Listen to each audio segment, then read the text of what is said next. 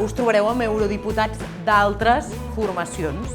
I aquí haureu de decidir si esteu d'acord amb ells amb alguna esmena o si amb alguna esteu 100% d'acord, però amb un altre company dieu no, jo amb tu no hi acabo d'estar d'acord, però dins el que hi ha, si tu em votes a favor d'aquesta, jo et votaré a favor de l'altra. En el taller d'avui ens hem posat en grup i en cada grup hem representat un partit polític en el qual hem anat vist lleis i hem anat debatint cada llei si en el grup en el que estem estaria a favor o en contra.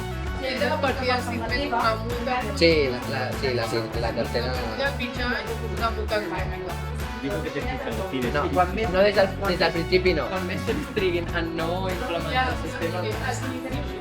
La vida i també des d'allà poc a poc. Jo crec que no estaria bé. Nosaltres creiem fermament que aquesta llei aportarà molts beneficis a la societat, a la Unió Europea, perquè és important saber d'on provenen els nostres productes i especialment els aliments que nosaltres mengem.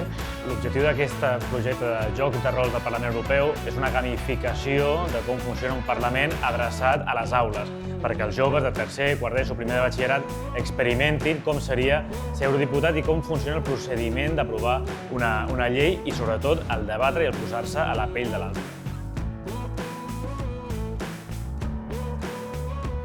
M'ha semblat una feina que, en principi, si la veus des de fora és una feina que dius que és molt fàcil, però si et poses en la pell, com hem fet avui, és una feina bastant difícil perquè has de triar i has de votar, has de discutir amb la gent i em sembla una feina que és bastant complicada i necessita dedicació.